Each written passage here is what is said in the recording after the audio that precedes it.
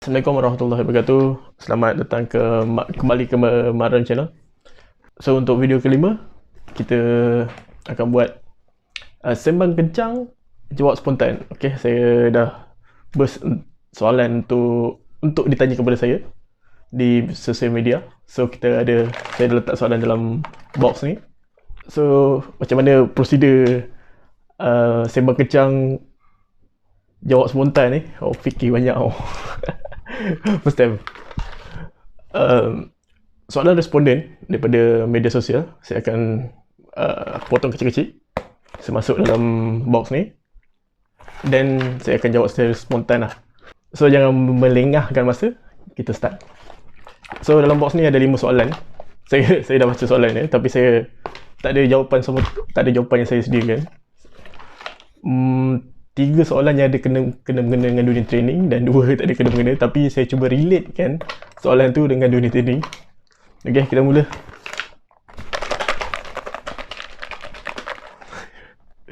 Saya pun tak tahu soalan apa. Saya tahu soalan tu, tapi saya tak tahu saya jawab soalan apa.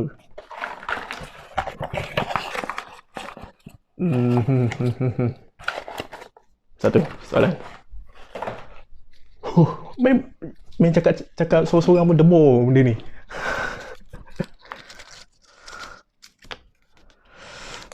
Soalannya ialah macam mana nak jawab soalan spontan dari audiens yang kita tak tahu nak jawab. Okey. Cara kita menjawab audiens dengan cara kita tak tahu macam mana kita nak jawab. Kalau saya lah, kalau saya tengah goreng-goreng kat depan kan, tiba-tiba ada audiens angkat tangan tanya benda yang saya tak tahu nak jawab. First, kita ngaku je kita tak tahu nak jawab. Kalau saya lah, first kita ngaku je kita tak tahu nak jawab. Tapi kedua bagi pendapat lah. Bagi pendapat berkenaan isu tersebut. Contoh dia tiba-tiba tanya pasal A few moments later. Contohnya dia tanya pasal 12 seconds later. 20 minutes later. Contoh dia 2 hours later. contoh dia pun lama. Contoh benda tak tahu, sebab benda tu tak tahu contoh dia apa. Nak bagi contoh pun tak tahu, macam mana? 6 hours later. 6.5 hours later. Okey, contoh soalan dia, kenapa planet Uranus tidak boleh diduduki? Contoh saya dapat soalan tu lah. Saya tak tahu nak jawab planet Uranus ni kenapa tak boleh diduduki. First kali cakap je. Kalau betul-betul tak tahu lah. Kalau keting goreng lah. kalau betul tak tahu cakap. So saya tak tahu. Tapi pendapat saya, first, kat Uranus tak ada oksigen. Macam mana kita nak bernafas, macam mana kita nak hidup. Second, tak ada air. Satu sumber kehidupan yang untuk contoh macam tu lah, goreng lah apa-apa kan. Asalkan kita jujur dengan audiens supaya apa yang kita bincangkan ataupun apa yang kita cakapkan dia boleh terima. So next soalan lah. Susah soalan ni nak menjawab kan.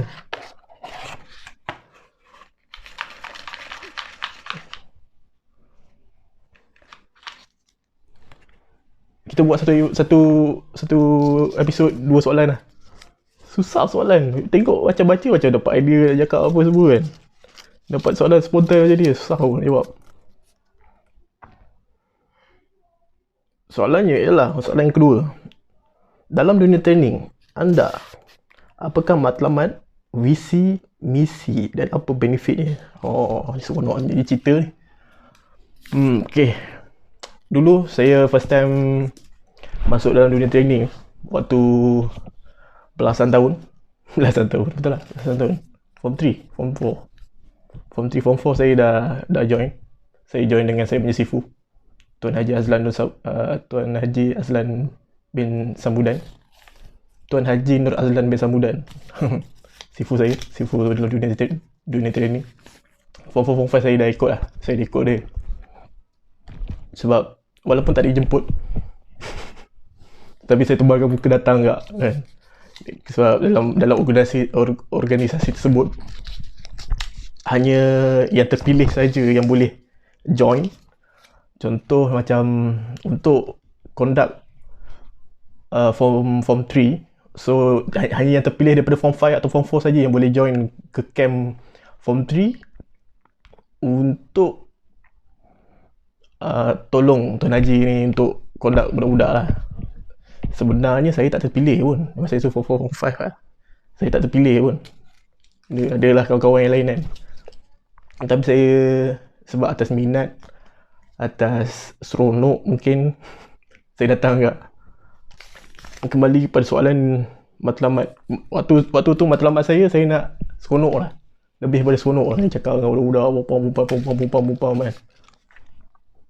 Dan saya ada tiga fasa besar saya dalam training. Zaman remaja, zaman universiti, dan juga zaman kejaya ni lah, kerja ni. Matlamat zaman muda-muda tu, saya lebih seronok lah. Join buat game apa semua. Nak seronok. Dan daripada seronok tu timbul minat lah. Bila masuk ke zaman universiti ni, bila minat tu dah ada. Saya masa dekat diploma dulu, saya join satu kelab juga macam kelab training ataupun kelab motivasi juga macam tu. Matlamat saya ketika tu, saya rasa saya nak membantu lah. Saya nak membantu orang-orang di luar sana kan. Ya, mahasiswa kan, gitu. Tengah berkobar-kobar, tengah semangat, tengah membara-bara kan. Dan itu lebih kepada nak keluar, nak tengok dunia luar, nak guna skill-skill yang lama daripada zaman remaja dulu, nak masuk zaman universiti, nak guna balik yang idea lama, kita renovate. Lepas tu try balik ke budak-budak yang lain, ke peserta yang lain, ke audience yang lain. Lagi satu, kepelbagaian idea tu, daripada idea lama kita masuk idea baru, kita renovate sikit, atau kita try kepada audience yang lain. Okay, ini daripada zaman remaja dulu saya kat Johor. Zaman universiti ni saya di utara, saya di Penang. So audience tu lain lah. Maksudnya persekitaran, suasana percakapan, kan, reflection ataupun tindak balas daripada audience, and persepsi diorang pun lain. Walaupun kita satu Malaysia, kita satu negara, tapi negeri ni dia punya suasana lain, dia punya pemikiran lain, dia punya suasana hidup lain. So matlamat time tu banyak nak membantu lah. Saya masuk kelab tu, saya aktif dalam kelab tu, dan saya join. Saya sudah pergi ke Perak, Kedah, Penang. Banyak utara lah, Perak, Kedah, Penang. Dan masuk ke zaman kejaya ni, matlamat saya kembali ke dunia training ni. First, minat saya selesa dengan dunia training ni. Second, saya rasa dunia training ni adalah dunia yang saya boleh buat niaga. Buat niaga macam barang. Skill yang saya boleh ketengahkan untuk saya jadikan duit lah, macam tu lah. Macam sumber pendapatan lah. Nak jual barang tak kerti, jual barang, serius. 3-10 susah. Saya tak ada skill nak jual barang tu. So saya tahu dalam dunia training ni, daripada zaman remaja, zaman universiti, zaman kejaya ni, saya tahu ni skill saya, ni dunia saya seronok buat benda ni. Sebab tu itu matlamat lah. Misi dan visi Misi dan visi daripada zaman dulu, misi dan visi tak sama. Misi dan visi zaman remaja dulu, seronok, duit. Tengok budak-budak dulu kan, dapat duit kan. Buat program semua ke. Duduk petang-petang habis program, Tuan Haji duduk satu belakang semua bagi sampul surat kat sorang-sorang budak-budak dapat duit seronok. First kita suka apa kita buat, dah settle apa program semua, Tuan Haji bagi duit pula kan, bagi gaji kan. Seronok lah time tu. Misi dan visi time budak-budak tu memang seronok duit. seronok duit macam tu lah. Masuk zaman universiti, misi dan visi saya hanya fokus nak memberi lah. Matlamat nak memberi orang luar. Misi dan visi juga nak berkongsi, memberi kan. Mahasiswa, mindset mahasiswa. Aku mahasiswa. Tak ada lah macam tu lah. Kita nak kongsi apa kita ada kan. Masuk zaman kerjaya ni, misi dan visi misi saya ialah kelangsungan hidup.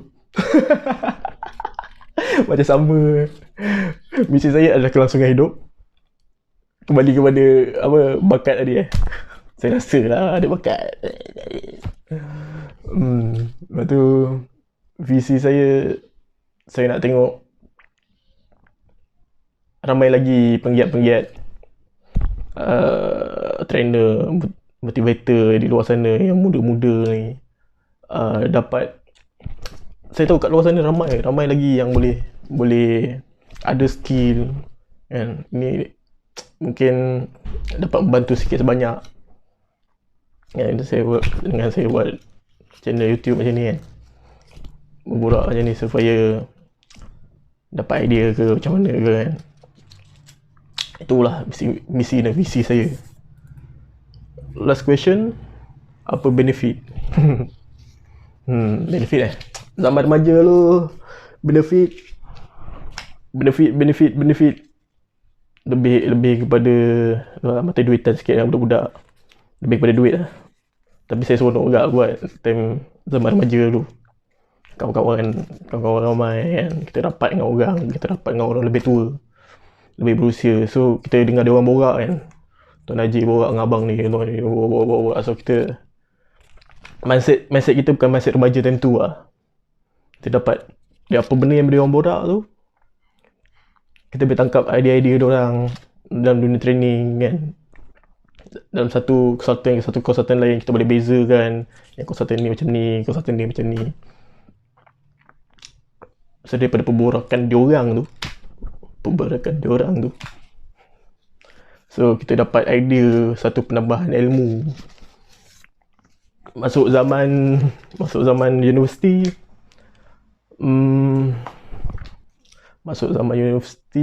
benefit yang saya dapat, saya rasa tenang lah. Tenang. Saya rasa macam first benefit saya dapat skill baru. Saya dapat audience baru. Second, saya dapat kawan-kawan yang banyak sokong kan. Banyak sokong idea baru daripada zaman kelab tersebut menggunakan metodologi duduk dalam belakang bopek. Saya dan juga kawan ya, bukan ada jawatan tinggi pun. Kawan tu pengarah kan. Saya ni advice. Macam ada jawatan dah tapi bukanlah pengarah. Kita tukar konsep daripada duduk dalam LDK. Kita buat LDK besar, kita buat game, pelbagai game. Di hujung game kita conclude apa benda, kenapa kita buat macam ni, kenapa kita buat macam ni. Tu lah saya rasa macam satu titik tolak kepada kelab tersebut untuk tukar method kot. Aduh. Tak adalah, bukanlah kata saya jasa satu tim lah. Maksudnya mindset kelab tu ke arah lebih terbuka lah. Lebih komprehensif. Ayat. So seronok lah dan tu. Benefit, kembali kepada benefit, saya dapat kawan, saya dapat audience baru. Zaman universiti lah, saya dapat kawan, saya dapat audience baru. Saya dapat kongsi ilmu saya yang sekelumit Sekolah Mat Ciput kan, bagi ke audiens utara kan. Tapi kan nak cakap pasal audiens yang berlainan ni, serius berlainan. Kalau anda motivator ataupun trainer yang seluruh negara kan, dari Perlis, Kedah, Kelantan, audiens ni memang berlainan. Memang lain kan. Yang contoh A lebih seronok, lebih membantu, lebih menyokong kita buat lawak bengong pun dilayan kan. Contoh B, dia lebih banyak diam diri, kita bagi semangat, kita seronok pun dia macam krik-krik kan. Tapi adalah cara untuk menaikkan suasana tu. So tengok video saya kan tepi-tepi ni lah, ada cara lah. Tapi nak make point dia, audience sangat berlainan di setiap negeri yang ni pengalaman saya lah, di setiap negeri. Dan juga tengok kepada kawasan bandar ataupun luar bandar. Kawasan bandar ni dia, kalau kita guna bahasa perantai yang tinggi-tinggi sikit, dia faham lah. Luar bandar kita guna improvatisma, anjakan paradigma, melonjak ke lebih tinggi ke aras pembangunan negara yang lebih membangun. dia macam kurang sikit. Dia kena, luar bandar ni dia kena banyak main game sikit. Kena masuk ke dunia mereka sikit. Kanak-kanak yang audiens yang kanak-kanak yang sekolah luar bandar ni kena masuk ke dunia mereka. Kita tak boleh duduk depan buat style orang universiti kan, buat kita hendaklah pompak kan. Dia tak masuk dekat fikiran dia. Kita yang kena masuk dunia dia. Kita kena tanya apa macam mana suasana sekolah, macam mana suasana IPT, macam mana hidup, macam mana latar belakang. Kita dah tahu dia punya style macam mana, baru kita on game yang menyucuk dia punya, contoh jati diri ke, contoh semangat kekawanan, semangat untuk terus belajar kan. Kita fit kat situ atau kita kick kat situ. Tapi tanya dulu lah. Dan untuk benefit zaman kerjaya ni zaman kerjaya ni saya lebih benefit, saya lebih kepada saya nak kembali lah. Sebenarnya lama saya tak buat training sebenarnya, dalam 5 tahun 4 tahun lah. Sebab saya kekangan kerja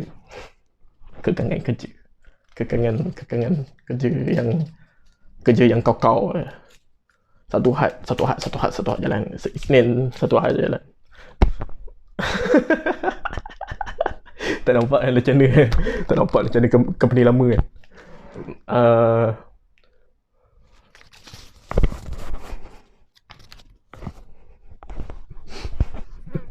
Ya, kekangan kerja yang sangat tight. Sabtu sampai Isnin sampai Sabtu, kadang-kadang Ahad kena kerja. Tapi jiwa berontak lah sebenarnya. Kita tahu bakat kita boleh buat duit kat sini kan, tapi kita punya specialist untuk bidang lain. Bukanlah specialist mana pun, kerja biasa je. Kita buat kerja untuk kelangsungan hidup. Tapi kita suka buat benda training ni, kita suka buat konsultan ni. Kita macam tengang-nyang. Kena dapat hari tu tahun 2008 ke 2009, Tuan Haji dapat satu job dekat Putrajaya. Dia call saya, seronok babe. Lama tak buat. Pik, mana? Ada bang, Selangor. Turun Putrajaya. Aku ada program. Okey. Seronok tu pun. First time tu. Setelah bertahun-tahun. 3-4 tahun dah. Dan setelah move daripada dua company tersebut, alhamdulillah kerja baru ni Sabtu half day. So petang free. Ahad pun setiasa cuti. Tak ada macam Ahad pun tak menentu. So saya on balik. Saya join balik kawan company yang terbaru ni. Kawan-kawan lama ke. Kawan-kawan lama. So insyaAllah selepas PKP ni, doa-doa lah semuanya kembali ke dalam keadaan sedia kala. Kita boleh jalan balik, kita boleh on balik sekolah-sekolah sekitar Selangor dan juga Negeri Sembilan. Ada satu job Cameron kot, tak tahu lagi tak, tapi tertangguh lah. So saya akan buat yang terbaik lah untuk program-program akan datang.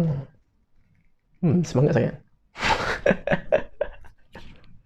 So itu saja untuk vlog #sembang kencang jawab spontan untuk kali ini. 2 soalan. Nanti saya akan terima kasih pada yang bertanya. Ini sahabat-sahabat saya juga ni.